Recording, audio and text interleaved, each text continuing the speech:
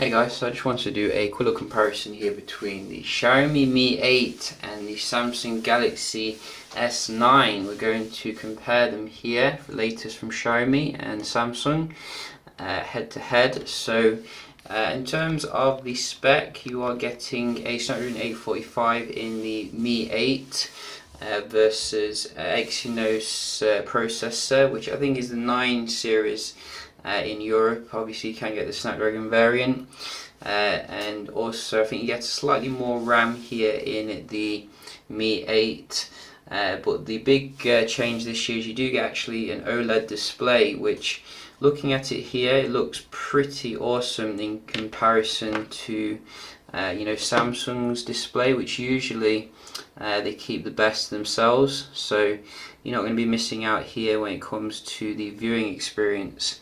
I did want to do a quick little performance test between the two, so we can just restart them and then start them up at the same time. So let's go. This is MIUI 9 versus Samsung Experience. I think we're getting MIUI 10 very shortly, which should come with some nice Oreo optimizations as well.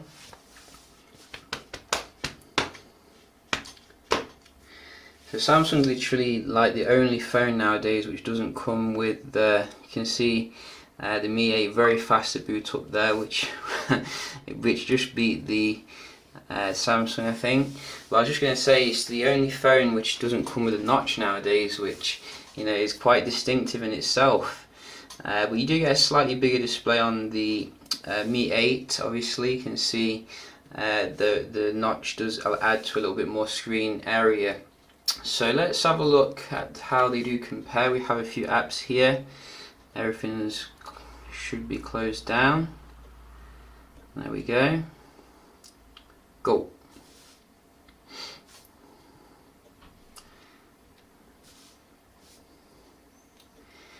So you can see straight away Xiaomi going out ahead when it comes to the speed here. I mean, why is Samsung so slow here in 2018? They really let the optimization slip, I think. And people keep saying, "No, it's your phone. It's what's this? It's nothing to do with the phone. I've factory reset it many times and it's fully up to date. It's just you can see other manufacturers here have surpassed it, I think, when it comes to the performance aspect. Very nice and fast fluid software here from Xiaomi, Asus, etc. Look at that. Let's have a look at your GPS as well. I don't think we've done that for a while. So go. So this will see the GPS connectivity, useful for those who like to use the maps, etc. and the navigation. So far both of them very slow to get going here. I've put the GPS on high accuracy.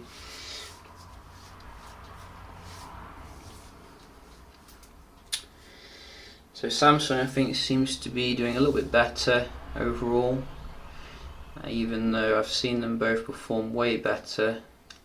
I've seen the Samsung perform better, I've not really seen the Xiaomi, but you can see it seems to be quite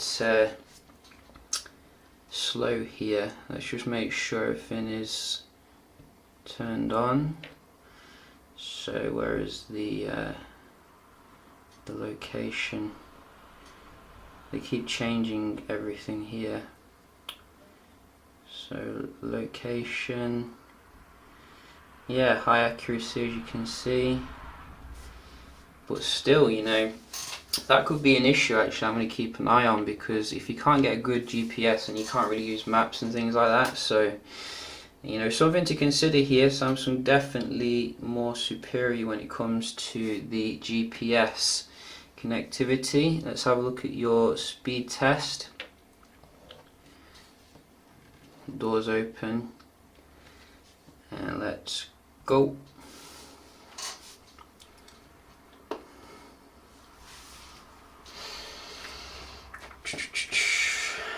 So I think you get a slightly bigger battery as well with the Mi 8, good for longevity.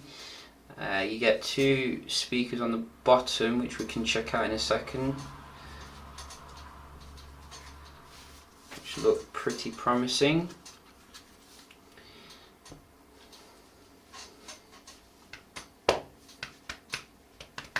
I have got a theme as well on the Samsung, you may have noticed. Pretty awesome themes I've been checking out on the Samsung store, which some are free, some are paid for, so worth checking out there.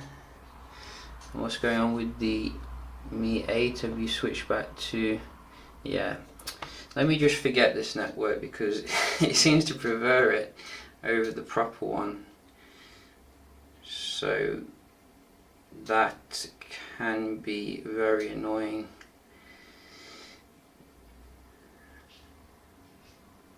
There we go. So we're on the right one now. Wondering what was going on then. Let's try again.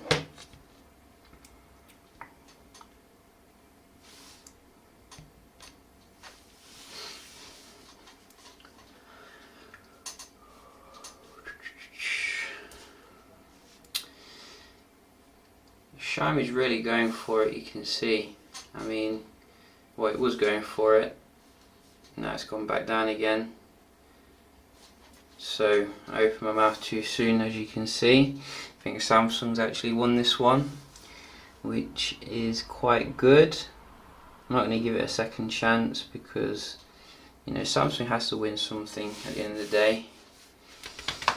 So we'll give that to the S9, very nice. So overall, from a speed perspective, you can see the Xiaomi Mi 8 is bringing a lot to the table here when it comes to that. I think as well in terms of the software, you can see there's a lot of value here on the MIUI 9.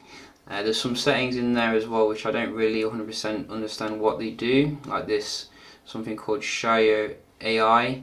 But I assume it's something, you know, that you can use to speed up the phone. You've got MIUI Lab as well, and also second space, create a separate space for your phone. What does that do? 2 spaces, 1 device. Is that just like a multi-user? Yeah, it looks like a multi-user, that does. So that's pretty nice. Can you hide the notch? That is a good question here. Let's see. Because most Android phones do allow you to hide the notch if you don't want it there. So notch, there we go. Hide screen notch, there you go. So if you don't like that, you can do that. You can also specify which apps you want in the full screen mode, which is quite nice. Let's have a look at the cameras here, how the softwares compare. I think that's one area where Samsung is still very strong actually, as well as LG. You can see how many different things you've got here with the 1.5 aperture.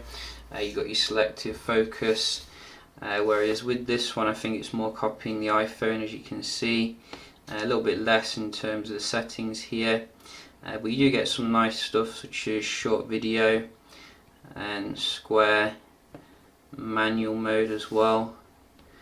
So you've got even more settings here, but overall I think I prefer the Samsung. Overall it just seems to be a more interesting stuff here. Hyperlapse, look at that.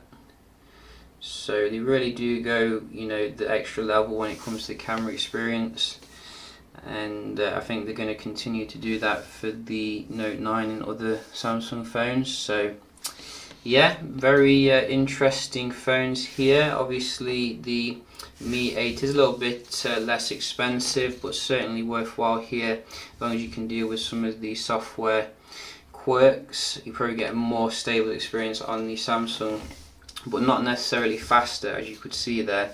I think they could definitely improve that.